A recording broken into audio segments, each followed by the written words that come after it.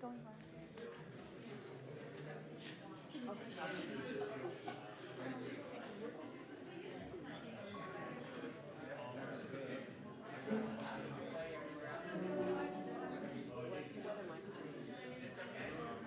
Good morning, Stephen. Hey. You want some copies of this stuff? Well, for me, and Kevin and Yeah, I can do that.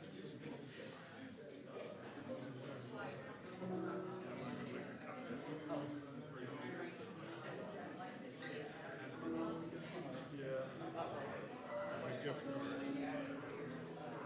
steps. wait, Stephen, let me have that and I'll go make a copy.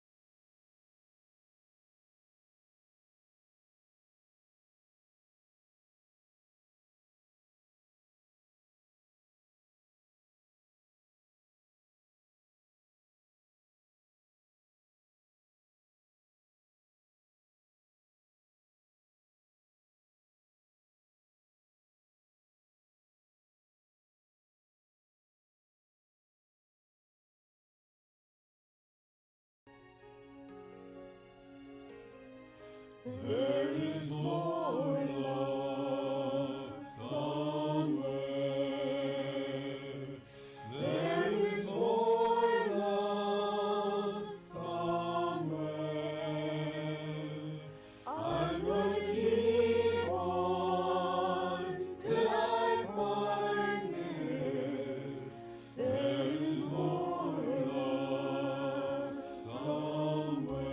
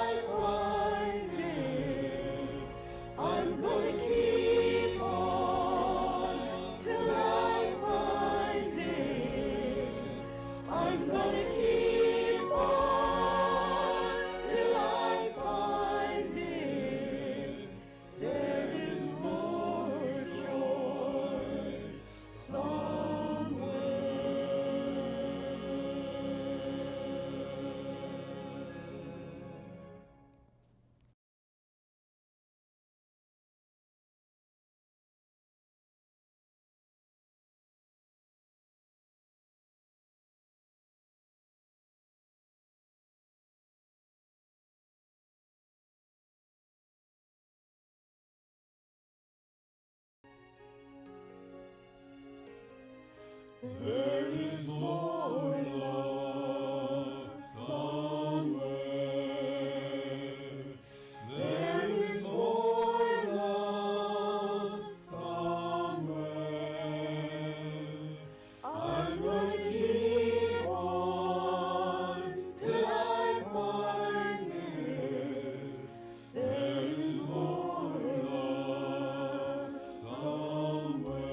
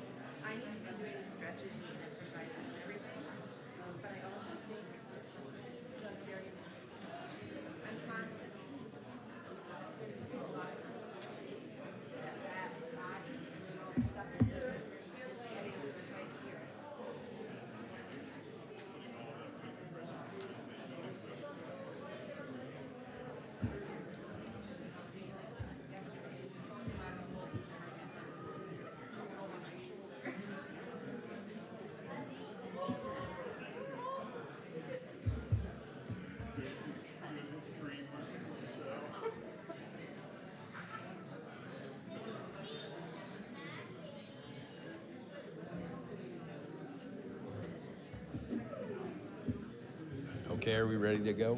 Yep. Pressure, but if you mess up, It's over. We're going to close the church.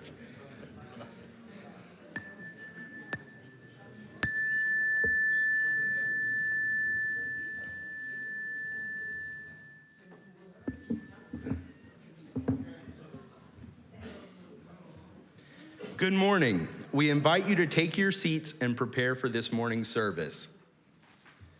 On behalf of the worship committee, welcome to the Unitarian Universalist Congregation of Columbia. I am the Director of Religious Exploration, George Storega, and our minister is the Reverend Stephen Robinson. We'd like to remind you to stay connected with our community by keeping an eye on the following communications.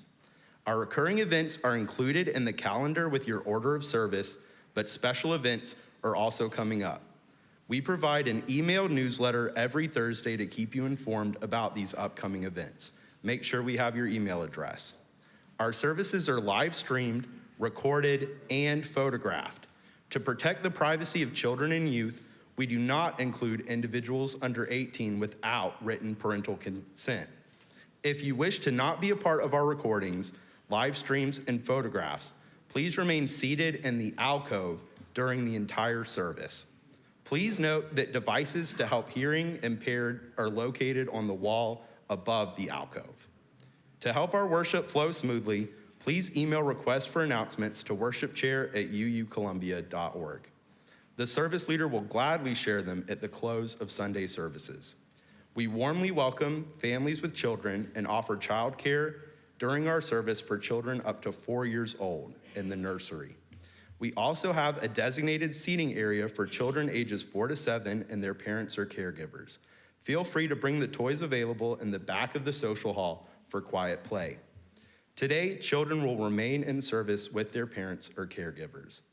This morning's flowers are donated by our flower team, led by Mara Farley. Please see Marla to join the team, and they are lovely. Please silence all devices as we center ourselves on today's service and listen to the prelude. I invite our choir chalice voices forward to sing our prelude, Simple Praise of Trees. Music from Vivaldi, adapted and with words by David Densmore and Gretchen Schleicher.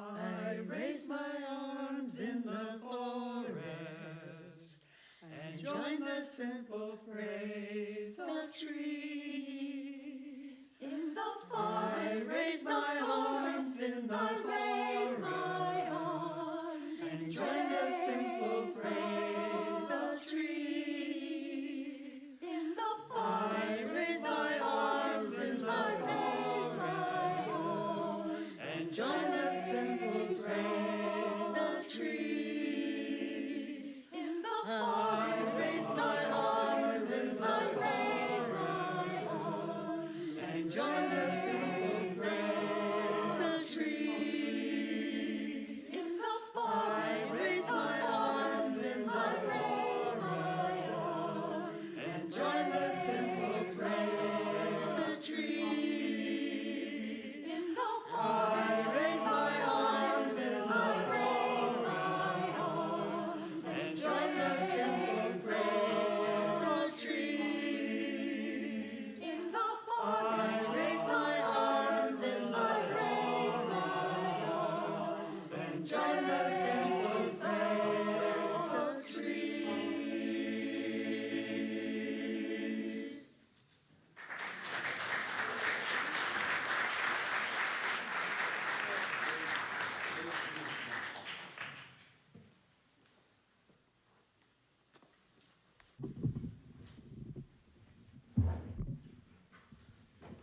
Thank you. Please rise in body or spirit and join me in the congregational covenant in your order of service.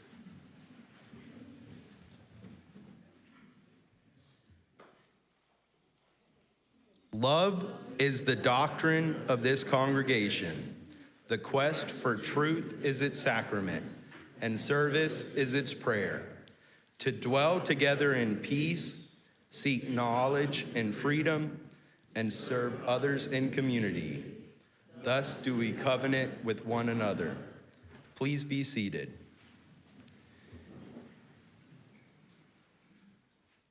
Unitarian Universalism is a diverse and non-creedal religion. Our community is founded on deeds, not creeds. We are a covenantal religion, meaning we don't have to believe the same to treat each other the same, with respect, equity, compassion, and dignity. We place love at the center of our values, embracing and welcoming all people. We're delighted to welcome all of our guests and visitors. Today, Ellie is assisting with bringing the microphone to our visitors. Thank you, Ellie. If you are willing and able, please stand and wait for the microphone to reach you. Then share your name and where you're from. If you brought guests, we invite you to introduce them as well. Do we have any guests today? She wants to work.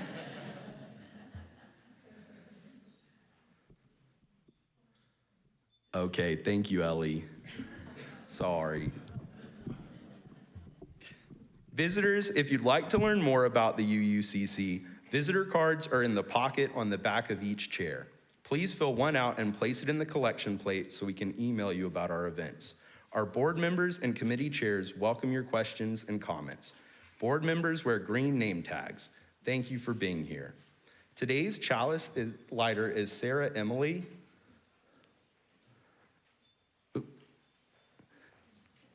who just last week led a service up here that was absolutely wonderful, very moving. I really enjoyed it. They participate in cups and enjoy being a part of it. Spirit of light and life, come on to us.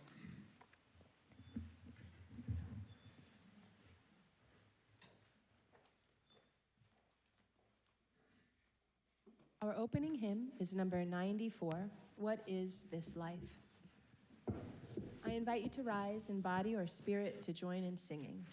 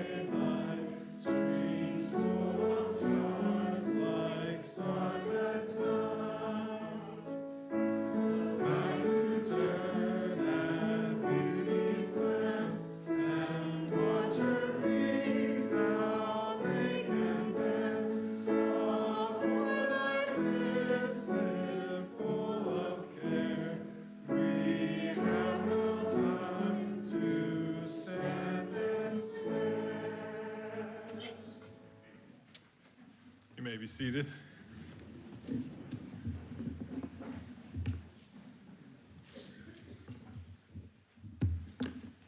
With a sermon topic on the concept of awe, I would be remiss to not include at least some writings from Mary Oliver. And so she gets our opening words today with her poem entitled Praying. It doesn't have to be the blue iris. It could be weeds in a vacant lot or a few small stones. Just pay attention. Then patch a few words together and don't try to make them elaborate. This isn't a contest, but the doorway into thanks and a silence in which another voice may speak. I invite the children to join me down front for the story for all ages.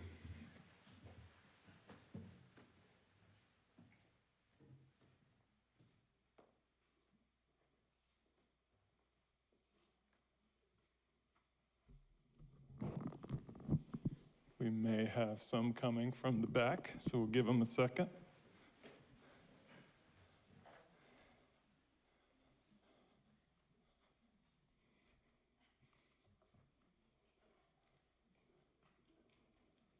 Good morning. Can't see if the nursery is coming. It's not that I can't look back there, I just can't see that far. That's pretty sad, right? They're not coming? All right. So I want to show you something, just to kind of see what you think. Like a few weeks ago, you know our order of service always has a picture on the, oh, they're coming? All right. Brace yourselves. I did sound fearful when I said that, right? All right.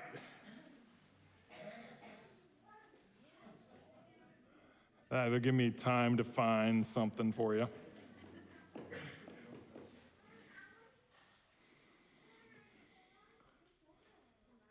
Good morning. So I was just saying our order of service always has a picture on the front, and our administrator, Cindy, and I work on that every week, and we usually talk about what do we want to have on the front of the order of service. And so a few weeks ago, we were talking about when we were bringing the new members and having a new member service, what picture should we have? And so this is the one I sent her, because we wanted something that said welcome. Are you ready? Are you sure you're ready? All right. You see that? So that's the one I sent her.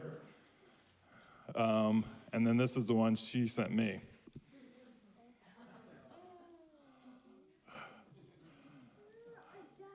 That's right, that's right. And we went with neither one of them because we weren't sure. You know, it's always hard when you can't put both of them on there. You're gonna offend half the congregation that are dog lovers and half that are cat lovers, so we just went with welcome. But what did you hear? Did you hear something when I showed those pictures? Some of you made a sound, and then we heard it even out there. What was the sound? Aww. What do you think about that? Is that a word you use a lot? Aww. Describing Something something cute. cute? Some people say Ooh. Some people say cat or dog. That's true. Did you know that that's actually a word? The word awe? It's almost like we say it naturally, but it's one of those words that actually is exactly how we're feeling. It's like, oh, wow, that's amazing. Oh, that's beautiful. That kind of thing, right? Well, Luna has a game that we like to play because sometimes I think about butterflies, and if I see a butterfly out there, I often will say, oh, it's so beautiful. But this is a cool game because it's called a butterfly match game, and it's got all kinds of butterflies. Can you see that one? So that one's, why don't you hold that one up, Luna? That one's called a common swallowtail, and this one is a common buckeye. What are some differences that you see in those two butterflies? One looks like a buckeye. That's right, one looks like a buckeye. What about, the other one looks weird, all right. You look weird. Thank you. Oh, that's appreciative of that. All right, let's see what else we got. That's a swallowtail. Ooh, this one's pretty cool. Hold that one up. That one's called a orange tip. Got any idea why that one's called an orange tip? It has orange. show them. The orange tip on the wings. This one is called a red admiral. I gotta say that one I never, weirder. all right, so we're working on weirder, yeah. I love this game because it's made me look at butterflies completely differently. I start thinking when I see a butterfly, I wonder what that butterfly is, because I've learned to look at the wings and the body and the shape of the wings and the colors and everything about the butterfly. It's made me pay a lot more attention to butterflies out there, which for me is pretty awesome, because you know what I end up saying when I finally see the butterfly slows down enough and I can see maybe what it is? What do you think I say? Oh, and that's exactly how I feel too. That's what we're talking about today. Oh, we're gonna do that a lot. So, do you think the big people out there can do that? Let's see if they have a good awe. Let's hear it. Oh, that sounded powerful. All right, you all do it. Can you do a nice awe? Oh, yeah, you tricked us. So I hope you enjoy that feeling, not only just learning about the word, but also learning about the feeling of awe today. Thank you so much for coming down.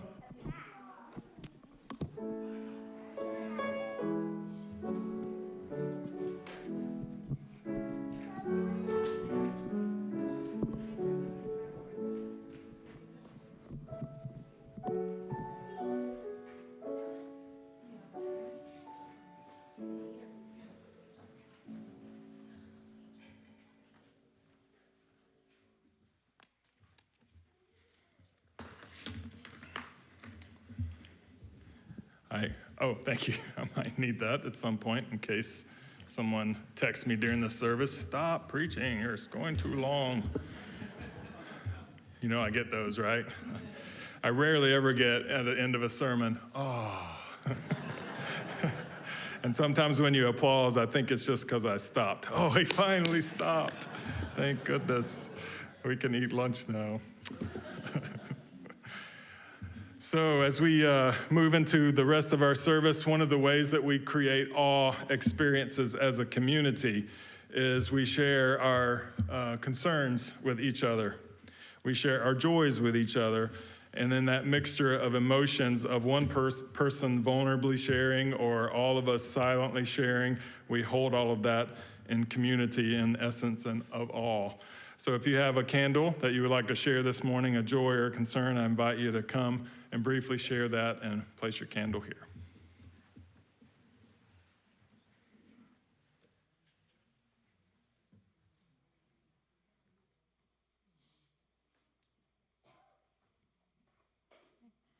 I'm Deb Matherly. I have a sorrow in that on April 30th, James Broadnax in Texas was executed, though he had been determined to be innocent.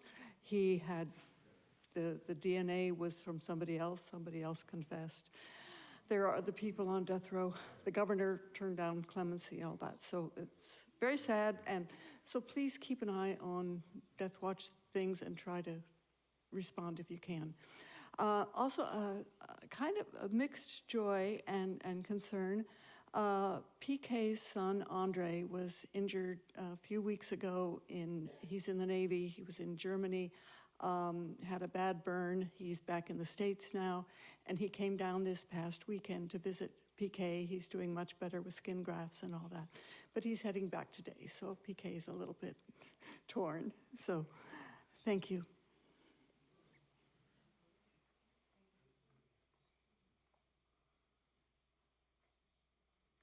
Good morning, I'm George. I want to light a candle of concern and hope this morning. Anita Grossman, my wife, who almost all of you know, I think, has experienced an increasing frequency of falling down lately.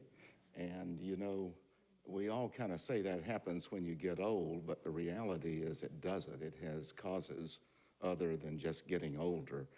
And tomorrow we're going to launch an investigation, starting with one doctor and moving to another later in the week. And we're going to review everything that can do anything to a person, pretty much, and see what we can find. And I hope you will join me in sending positive energy and good thoughts as we do this process. Thank you.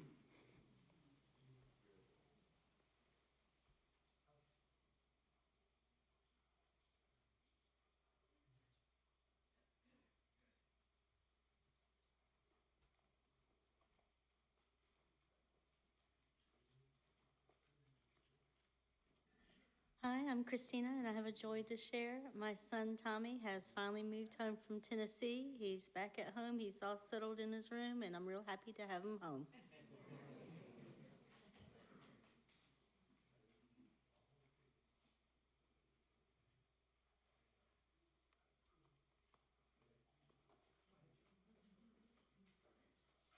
Hi, I'm Joan Watterson, and this is A Candle of Sadness.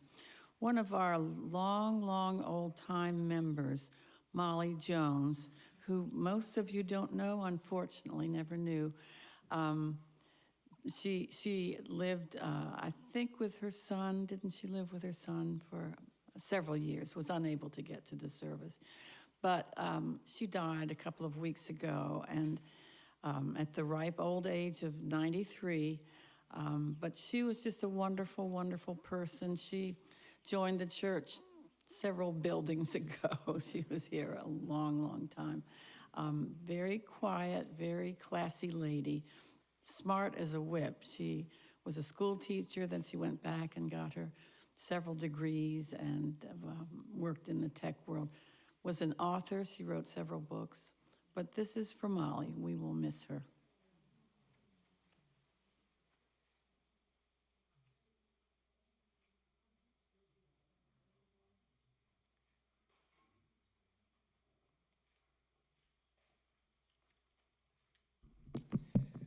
Hi, I'm Kevin.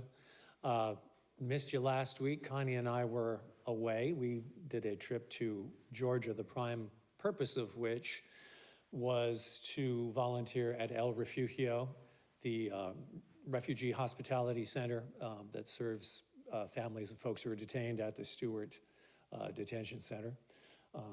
We did that. I was privileged to visit an Iranian gentleman who came here because he'd been tortured in Iran. And he came here to claim asylum, and he's been in detention now for 17 months, which is not really the optimum outcome, one would say. He's at risk of deportation to a safe third country. So we did that, but it's always great to do that because you see the loads of the families that you're helping out being lightened. You hear the kids playing, you see the moms' faces relax, and it does your heart good. Prior to that, we played tourist a little bit and visited Koinonia Farm. It was founded in 1942 by a radical Christian communist by the name of Jim Jordan, a good son of the Southern Baptist Convention, who decided to take his scripture seriously. One of the forms that took was racial equality. You can imagine outside Americus, Georgia in 1942, it kind of flew under the radar for a while where everybody's distracted with the war, but by the time the 60s came around, the Klan was making their objections known in the forms of guns and bombs and bullets. And the joy that's hidden in this is the Koinonia is still there for me and you if you want to visit. Klan, not so much. So there's that. And one last thing, as we discern our way, we're doing this risk assessment exercise. Board has done it, some of the committees have done it. If you haven't, if you don't know what it is, we really want your input. I'm speaking now as a board member. And that's what Connie's table out there before social hour is about. So please get your input in. We want to have that before the congregational meeting. Okay, I snuck a plug in. Guilty as charged.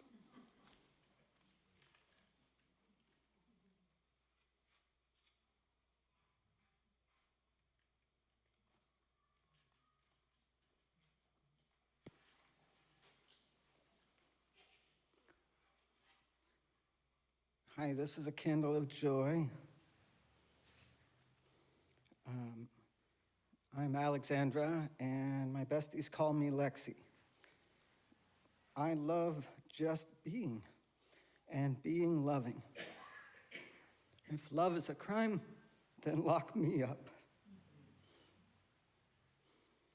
I love foraging, cooking in my solar oven, living off-grid and mobile, spending time in national forests, running my writing business on my laptop with solar, helping homesteaders, visiting UU churches.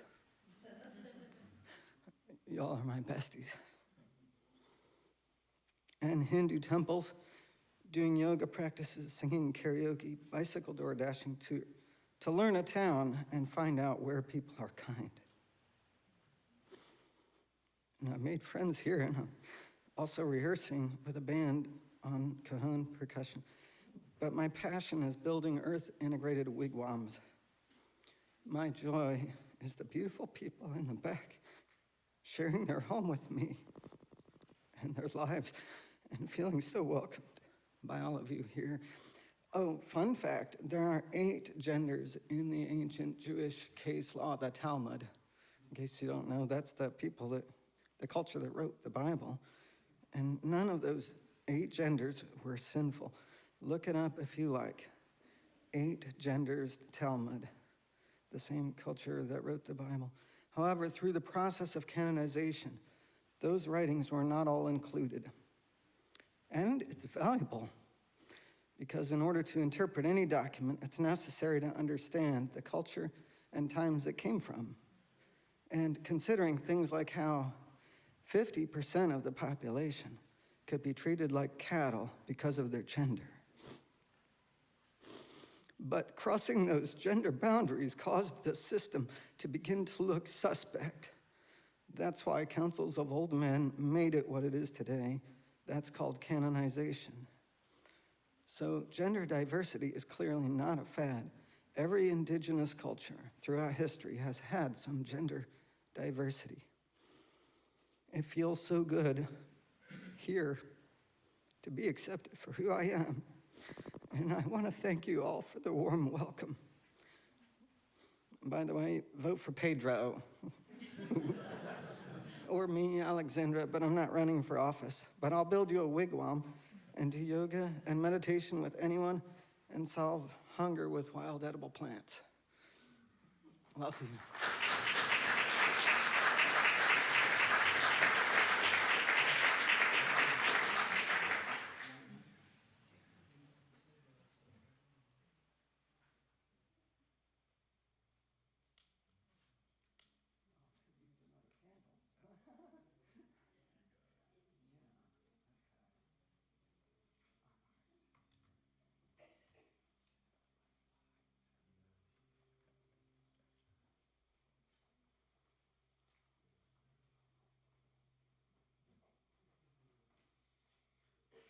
Hi, I'm Sally, and this is a candle of joy for a few different reasons.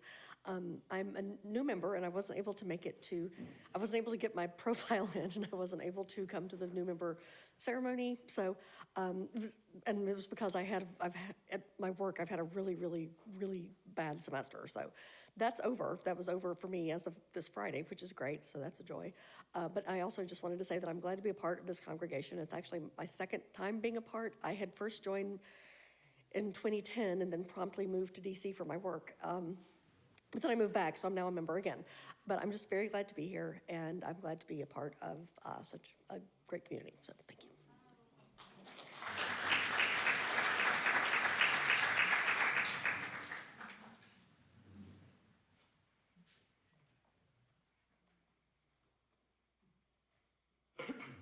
Hey, I just can't get enough of the mic today.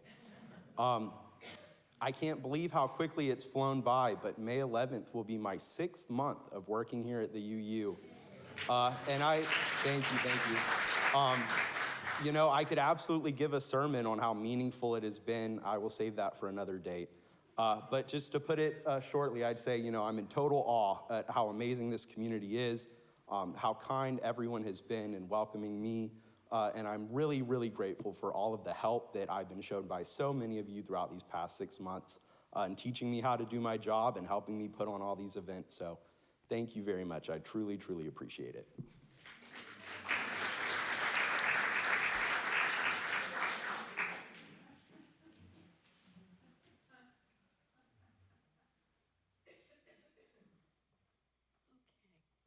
Good morning. I'm Sharon Gibbons, and I am the co-chair of our Social Action Committee and the chair of our Green Sanctuary Committee. And I am here because I hope when you walked in this morning through the front door that you noticed that our peace pole is no longer here inside. It is now planted outside, and we will dedicate that at the end of the service. But what I'm here standing for is to say a warm and wonderful thank you to Ernest Washington and his son Andre, whom I spent Thursday afternoon with as they planted the pole between rainstorms that morning and on Friday. And so anyway, it is planted, and they did an absolutely superb job. So that's and I don't have a candle, but.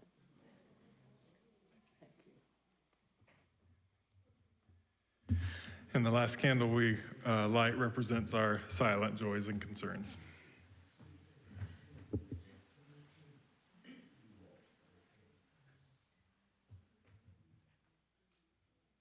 I invite you to just a few seconds of deep breaths and remembering what's been shared.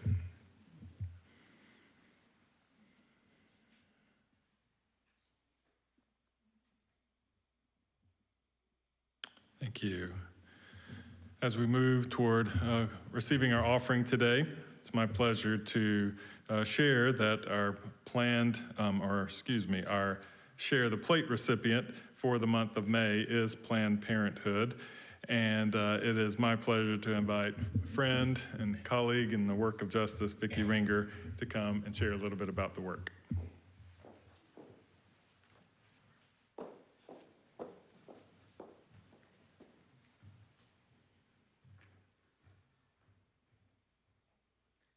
Every time I come, somebody meets me at the door. Nancy, thank you. And they take me around and show me around. And I said, I'm not new here. I get to come here a lot.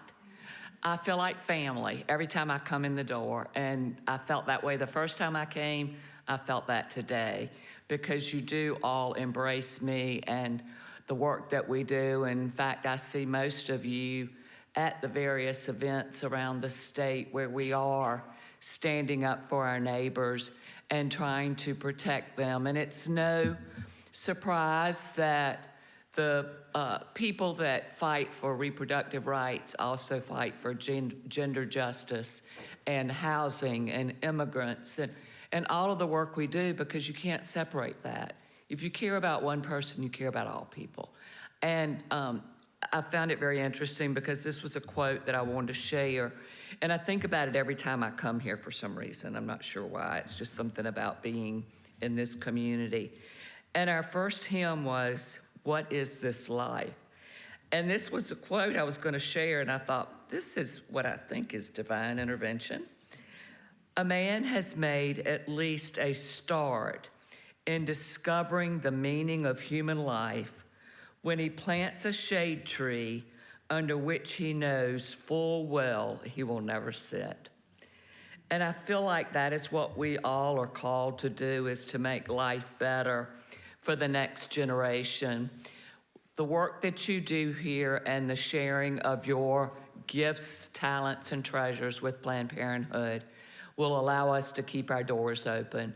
And in this day and time, that's becoming increasingly more difficult.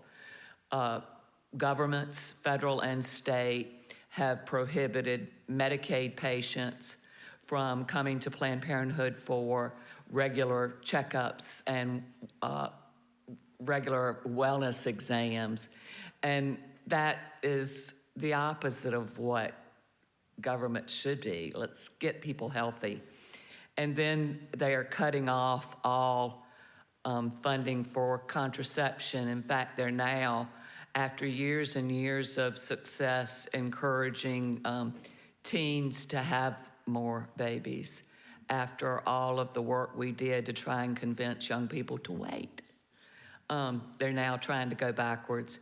So we are still here, we're still open, and it's the work that you do that allows us to do that. And we will continue to care for those who are most marginalized, who most suffer already. And thank you for your donations to Planned Parenthood. Please come visit us. You are welcome to get care from us. We do a lot of primary care. You can bring your insurance. That helps us keep the doors open as well. But thank you, and I'll be here and look forward to talking to you afterwards. Thank you.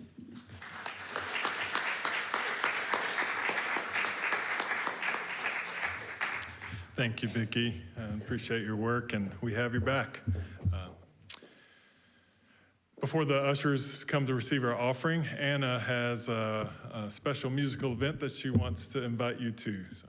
A couple of weeks ago, one of our congregants asked after the conclusion of the service if she could come lay under the piano to fully experience the vibrations of the sound. In the spirit of our topic today being awe, I'm going to play one of the biggest, loudest, most recognizable, awe-inspiring works from the piano repertoire, Rachmaninoff's Prelude in C-sharp minor. If you're holding something you want to put in the plate and you want to take me up on my invitation, you might want to hand it to a neighbor.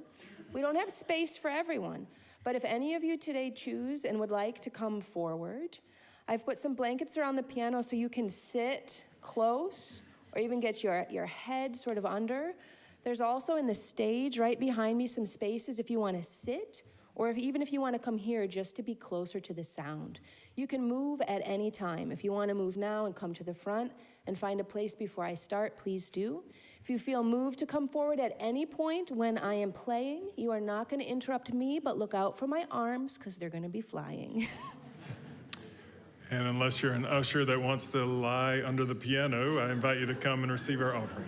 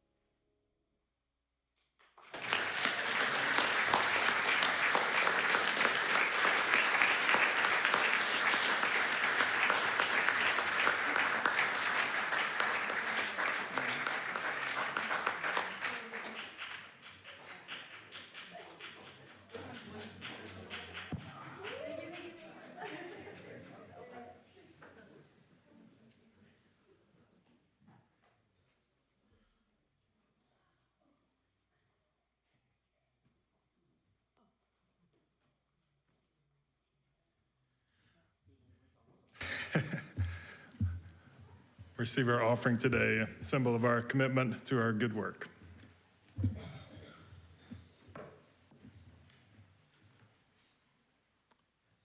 Having been a minister here for 7 years, I've said a lot of strange things. This will be the first time that I'm aware of that I will say this, but I will wait to start my sermon until everyone has had a chance to crawl out from under the piano. I didn't even know that was on my bucket list to say. So, thank you, Anna. What an amazing experience, and we'll have to somehow let Joseph know that his piano and your playing brought such awesomeness, to use the word, to our worship today. We all understand this as we have been talking about it and giving examples, this sense of awe that we feel, whether we experience a scene in nature outside or experience a work of art in music or some other form of art. We know this feeling even if we don't have a great working definition for awe, which I'm going to give you in just a few minutes, but we do know that it's almost like the meditation of Om. It's almost a natural sound that comes from the experience of the emotion. We know and have had those moments in our lives, and we know that they're also fleeting because our brain tends to kick in and remind us of other things. A couple of stories remind me of that. There was a man that was standing at the edge of the Grand Canyon watching a sunrise and was visibly moved by the experience, feeling it physically in his body, but also experiencing in a deeper level. Clasped his hands, took a deep breath, and whispered, "Wow, this is amazing." And the person next to him nodded solemnly and couldn't even pass any words. And then the man added just as reverently, "I really should have brought better snacks for this event." Does that sound familiar to some of your awe experiences? For you museum goers, and especially for Nancy, I'll share this one for you. You may have had this experience. I heard a story about someone that was at a museum and was looking at a century-old painting and stood quietly for several minutes, clearly in awe of the painting and looking at all of the intricate details, turned to their friend and said, "I feel so small, and I'm reminded that all of this experience is bigger than me. And I just realized I forgot to validate my parking." That's the thing about awe. In the world that we live in our culture, our busy culture that we live in, those moments of awe often get interrupted by our brain kicking in and reminding us of the busyness of our lives and what we have to do. But as they kick in back into reality, we are still impacted by the sense of awe in our lives. I've been following the research of Dr. Michelle Chioda, who was a graduate student at Berkeley under the professor Dacher Keltner. And eventually they worked together on writing about awe and doing a great deal of empirical research on the experience of awe and putting that into a way that it could be talked about scientifically, emotionally, psychologically, in so many different formats. So much of this is due to the writings and research that they have undertaken. Awe for them is defined, and here's your working definition, as an emotional response to perceptually vast stimuli that overwhelm current mental structures, yet facilitate attempts at accommodation. I just love that definition because about halfway through it, I just have lost the concept of what we're even talking about, which maybe is what the whole point of it altogether. But I want to read it again just because, I'm in charge up here and I get to do that. Awe is the emotional response to perceptually vast stimuli that overwhelm current mental structures yet facilitate attempts at accommodation. For them, the nature of awe they focus on, in their article, elicitors, appraisals, and the effects on self-concept. In a review of all of the literature and all of the research, they propose that these all eliciting stimuli are characterized really by two features: this sense of perceptual vastness, and then, of course, the last part of the definition, the need for accommodation. Although the term vastness for them sounds like it implies something of great physical size, really in the usage of vast as they describe it, it can be a frame of reference that may or may not be an experience of something huge. A stimulus may convey vastness in physical space, in time and distance, and in number or complexity, but it also can be physically inherent in something small. For example, someone may experience a vastness in just a mathematical equation. Mark, is that true? Right? All right. I don't really get mathematical equations, so that I don't know, I guess. But in a mathematical equation, really not because the equation is literally long or large, but just in the complexity of what's being talked about and what's being observed in that. An individual may be experiencing that vastness in the sense of a conversation they have with someone. And of course, as I shared with during the Story for All Ages, looking at the intricate details of the butterfly's body and its wings and its color and the details in the wings that make up the name that we have given to it, studying something that small can create that sense of vastness and understanding. Also, what is critical in this stimulus is that it usually takes that observer's frame of reference to some other level of a dimension or a different type of domain. This expansion of their frame of reference makes all of these cognitive accommodations then necessary. Your brain starts going, well, I've got to make sense of this, what I'm experiencing. I have to somehow wrap my mind around this experience that I'm having, and being the human beings that we are, I've got to somehow put it into words, right? I've got to somehow be able to describe it. As Jean Pachet's and their educational theories and behavioral development theories of cognition understand the world through all of these mental representations of experience or schemes in the face of all of these changes in our environment. That process of assimilation often involves interpreting these very small stimuli or these very large stimuli in these cases of all of these schemes that we are already experiencing. So we're constantly trying to take this experience that we're having that is beyond words, compare it to something that we already know, and find the words for it. And in that moment, we typically lose the experience that we're having.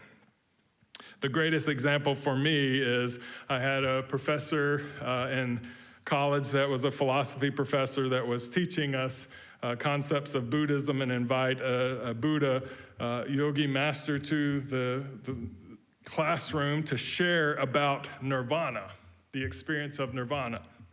And the master came in, meditation master came in, and she just shook her head a couple of times and said, Joel, I can't put this into words, and damn you for trying to get me to.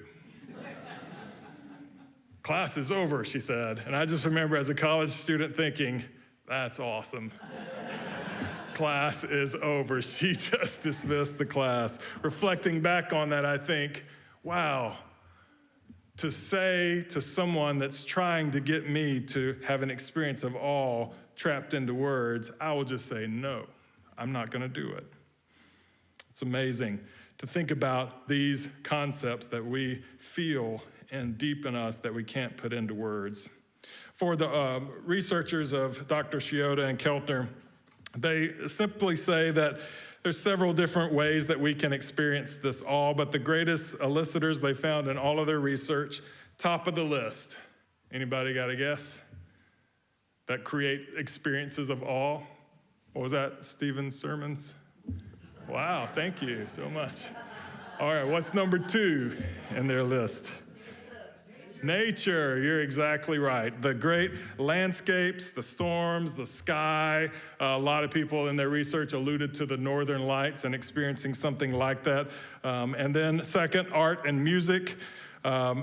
Others are encounters with extraordinary individuals or senses of beauty and justice, acts of beauty and justice in the world, profound intellectual insights, and then somewhere down the list, spiritual and religious experiences as well. And a key contribution for them to all of this research then is, how is that all appraised? How do we interpret the experience? And one of the key things that I really enjoyed in their research is they say that all can feel very positive in those moments. Wonder, inspiration, that we are in an experience, whatever is creating that awe, that elicitor, that we just feel so positive, so connected. And it can also feel very unsettling to us and create a lot of fear and a lot of insignificance, depending on the context and depending on the sense of safety. My greatest example that I can go back to is remembering watching whales, the great humpback whales on in the Bay of Monterey with Michelle on a boat, and watching them as sea lions were swimming around, and they were co-feeding together. So there's a sense of awe of, we're looking at a humpback whale the size of a bus just beneath the boat. And then the marine biologists, someone asked the question, well, do the sea lions, they're not afraid of getting eaten by the whale? And they said, no, the whale just opens their mouth, and sometimes they go in there, but they're too small. Their esophagus is too small to swallow a sea lion, so they just hang out and swim a while, and then when the whale comes back up, they pop out and go back to feeding. And I thought, we should probably get back to shore pretty soon.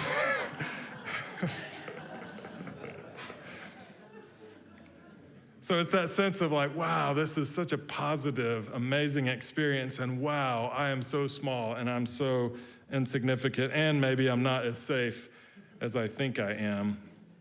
But most importantly, the authors of this research say that both of those experiences together are very important to what grounds us as people in awe. Because the positive experience is meant to really connect to something deep within us, maybe beyond words and beyond our own experience and our own understanding. And the sense of insignificance is meant to be humbling to us, to diminish the sense of smallness in us, to reduce and take all of that individual focus on concerns and ego and just move it aside and realize that it is so small, to enhance that connectedness in us, to encourage behavior and openness around us and curiosity and willingness.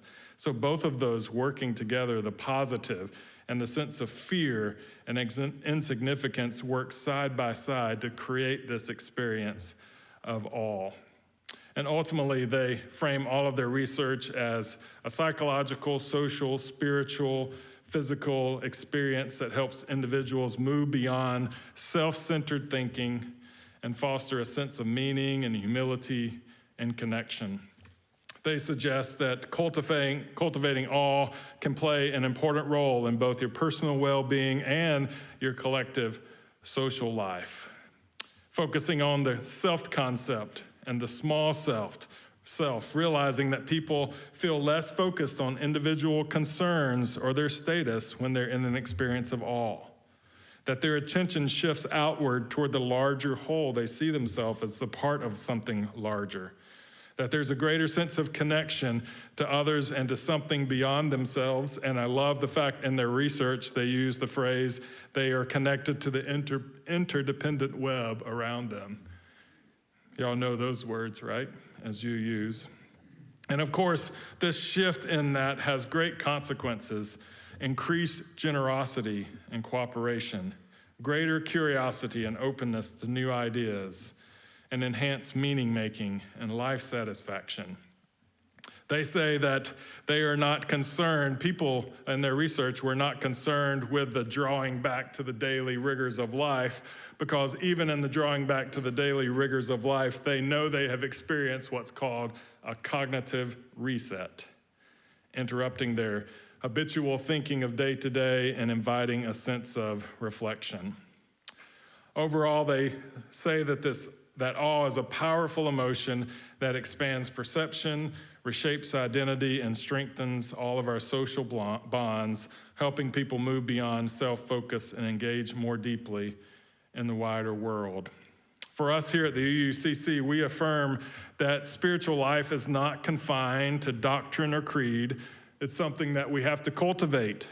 And we cultivate it through attention, through relationships with each other, through the ways we choose to be present in the world. All, in this sense, becomes this discipline of our attention, the practicing of noticing what is vast, what is beautiful, what is beyond us, and then let it change us. But we have to be honest, it's not always easy to access that because we live in this culture that invites us to move quickly, to measure our sense of worth and how productive we are, to fill our silence with noise. All requires the opposite, telling us to slow down, to look longer, to listen more deeply, and to allow ourselves and our lives to be interrupted. This kind of humility that we have as Unitarian Universalists, and we do have that, right? Humility. Somewhat. You know, I often say, like, when I talk about humility as in our UU congregation, in the sense of we know that there are answers that we don't know. That's the sense of humility. We're also a little bit arrogant. So we practice what I love to call arrogant humility here at the UUCC. And I should probably coin that phrase and we can go forward. But when we experience that humility, it can be very liberating for us to realize, to take off the burden of thinking that we can find an answer or that we can also experience feeling unsettled, and it's okay. In our individualistic society and mindset in the West, we can gently loosen the grip of our egos and we can widen our perspective. It helps us remember that we are a part of something larger than ourselves, something that we did not create, and something that we cannot fully control. It's something that we do not fully understand.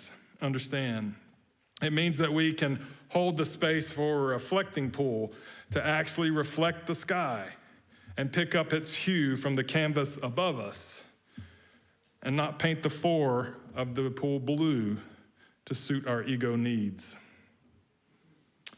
We don't always think of awe as a discipline. It feels spontaneous, sometimes catching us off guard, accidental, arriving like a guest that we didn't invite, but we're glad to welcome them into our home. And yet, if awe wasn't just a fleeting emotion, but something that we chose to practice all the time as a part of our spirituality, we might realize that it's not only a gift, but it's also a path to a better life. So it begins with noticing. It may be simple as watching the way light filters through the trees, or paying attention to the cadence of someone's voice when they speak about something that they are passionate about. It might mean setting aside a few minutes each day to step outside or sit quietly or sit under a piano or really see the person in front of you. Attention is not passive, it's an act of intention. It's a way of saying, this moment matters to me. We also move toward openness. All cannot be forced, but it has to be welcomed into our lives. When we approach the world with curiosity rather than certainty, with wonder rather than judgment, we create a space for all experiences to emerge. Openness means allowing ourselves to be surprised, admitting that we don't have everything figured out. It means letting mystery be present. And of course, all of these experiences transform us. All does something to us. It softens the edges of who we are as persons. It makes us more compassionate, more generous, more aware of our inner connection. So how do we practice this as a discipline? I think we start small.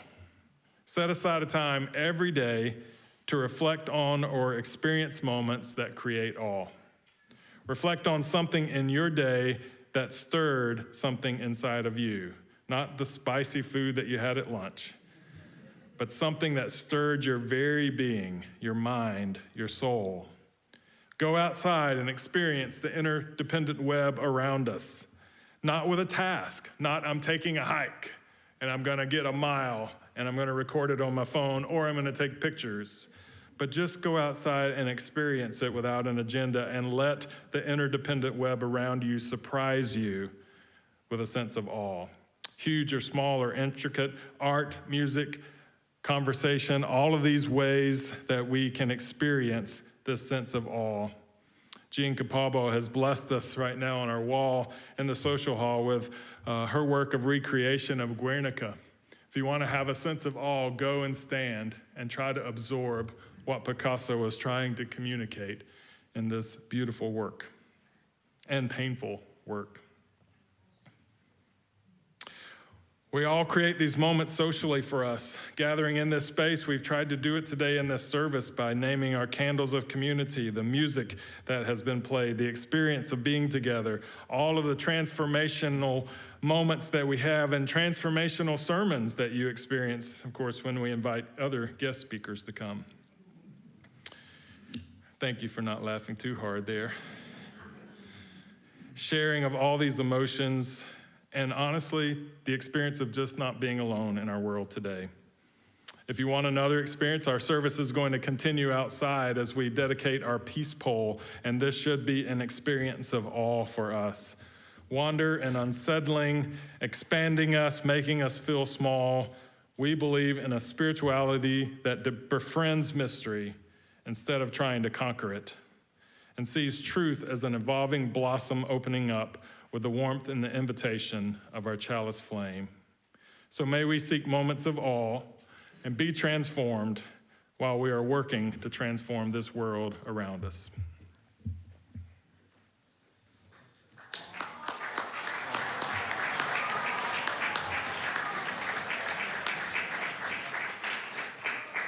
Our closing hymn is in the Teal Hymnal, number 1052, The Oneness of Everything.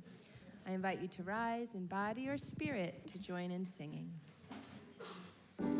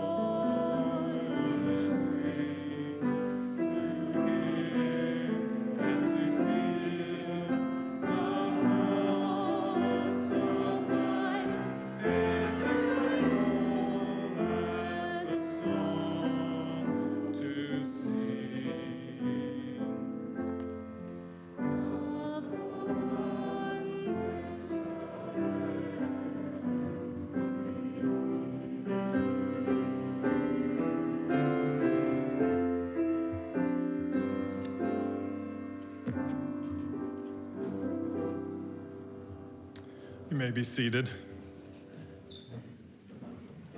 Before I read our closing words today, I will share that we are not extinguishing our chalice at this moment. I will extinguish our candles of community, but we are going to leave our chalice lit because we invite you to move outside for about a 10-minute service, a brief service of a dedication of our peace pole.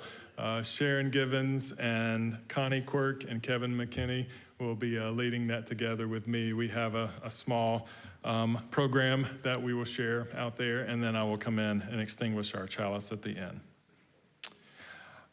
Our closing words come from Albert Einstein. The most beautiful emotion we can experience is the mysterious. It is the power of all true art and science. He to whom this emotion is a stranger, who can no longer pause to wonder and stand wrapped in awe, is as good as dead.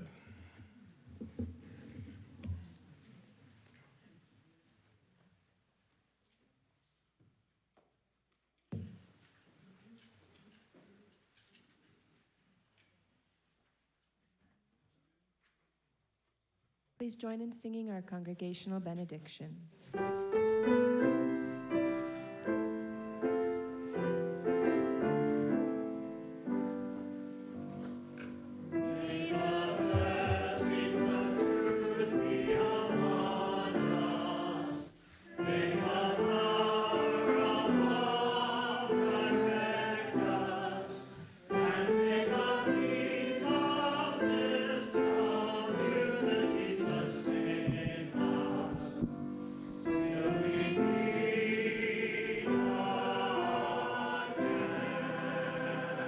If you can be seated just one more time. Sorry about that. George has a few announcements, and then as soon as George finishes our announcements, I invite you to join us outside. We're going to go out and prepare for our peace pole dedication just right outside our door. George? All right. Unfortunately, due to an illness, the membership committee has canceled the visitor orientation previously scheduled for today. Keep an eye on our communications for a new date and time soon, and thank you for your understanding. Also, CYRE is hosting a movie night for all ages this Friday, May 8th, outside under the stars. We will be starting at around 7 with a couple of episodes of Bluey, and then at sunset with the movie Encanto by Lin-Manuel Miranda, a great film. Absolutely, please come out and watch it with us. We will have light refreshments and popcorn, but feel free to bring your own snacks and drinks, as well as anything else you would need to stay comfortable outside. And then kids, please stay for the peace pole dedication because there's actually a role for you in that ceremony. Thank you very much.